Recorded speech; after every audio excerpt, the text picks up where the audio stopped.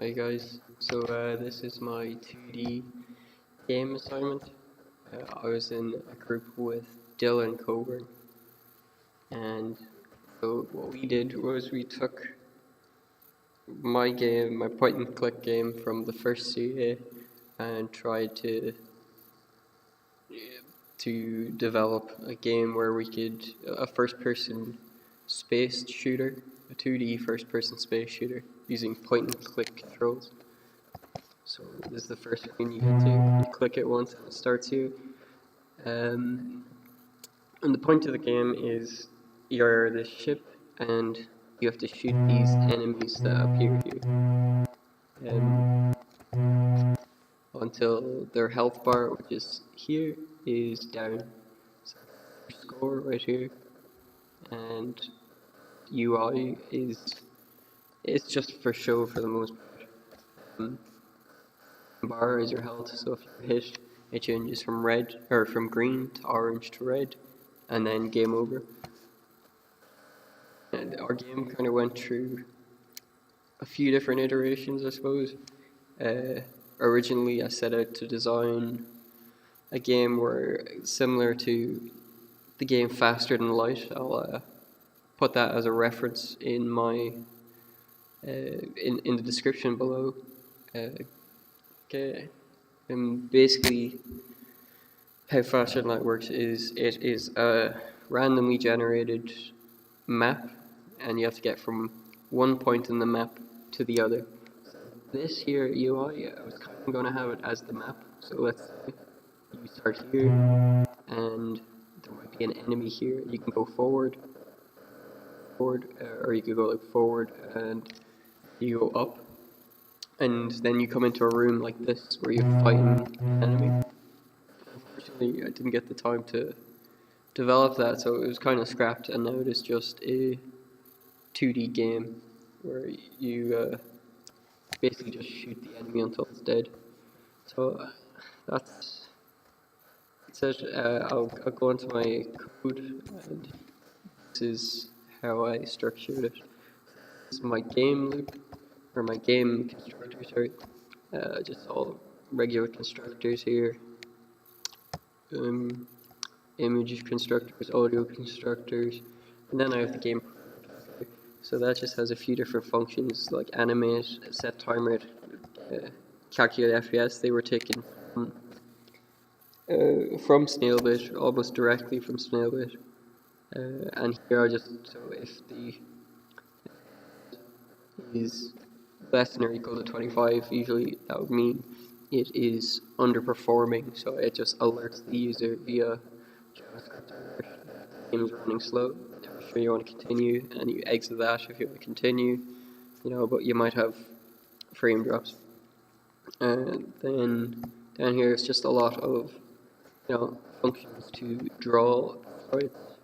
So I've got your health, your sprites, screens, radars, lasers, and just the walls, just the ground, the roof, and the ceilings, and the boss. So that's another thing I wanted to do, was make this person here the boss. Whenever you shoot this guy and you kill him, part here is a different image, this circle here, and it goes down, and there's that you shoot, and that's the boss basically, and you have limited time to shoot the mouse before or inside the mouth before it closes. But that was the plan, but it wasn't. It wasn't fully executed properly. So I'll just draw an enemy here. So this is the enemy spawn point, and if I open this here, basically the spawn point is the size of this wall here. So they can just spawn anywhere within a radius of around that wall. And basically it takes this spawn x and spawn y, which are random variables, which just give a random position on the x and y coordinates of where the enemy will spawn. And then I put them all into this enemy object I made. So enemy object takes an image, it takes an x and a y, a width and a height, and the enemy's health. And Then I just draw the enemy here, show the health bar, detect hits, and calculate the midpoint. Midpoint was well, for collision, but we'll get to that. So screen check. I was looking at for screen check. I wanted to make it whenever you get hit, it sets the translation to maybe like 45 degrees left, and then 90 degrees right, and then back again. 90 degrees to hit 0, just so a little bit of a shake, or if you understand what I mean, like it's just rotate left, right, or whatever.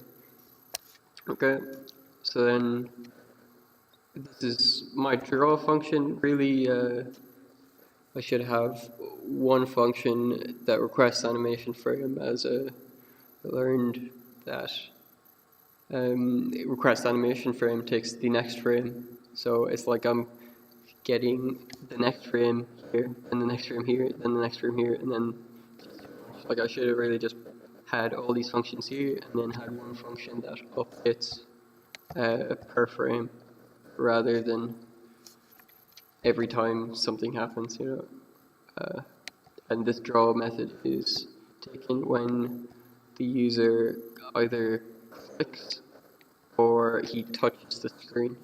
So that was to clear the lasers. So whenever I shot a laser, it would stay on screen, and the only way to finish that was to clear the rect, or the canvas, and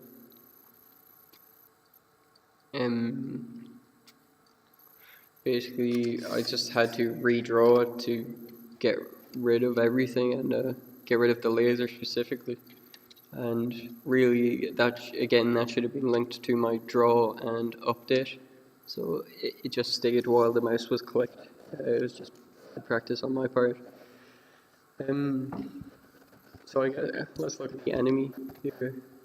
Yeah, it just takes in an x, a width, height, x, y, behaviors, which I had none, health, the image, x2 and y2, which were like the x1 plus the width to get the x2 point, and the y2, same, is the y2 plus the height to get the y2.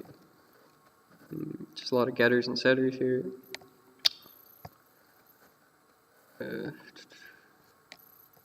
So that's just to set the enemy health bar. It just changes depending on the amount of health that the user has.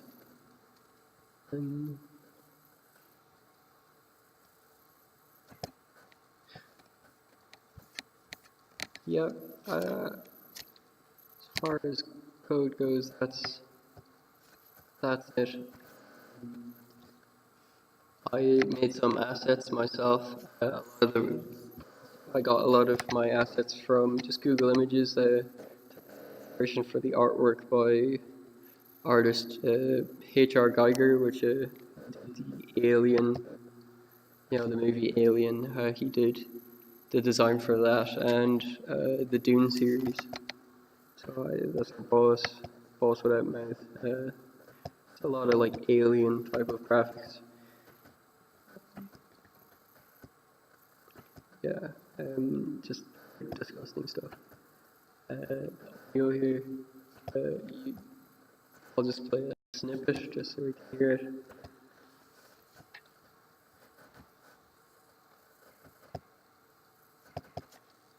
This is the main theme. It was just going to loop over and over. I can play one loop for you.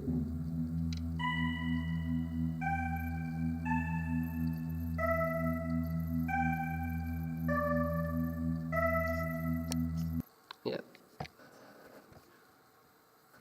So,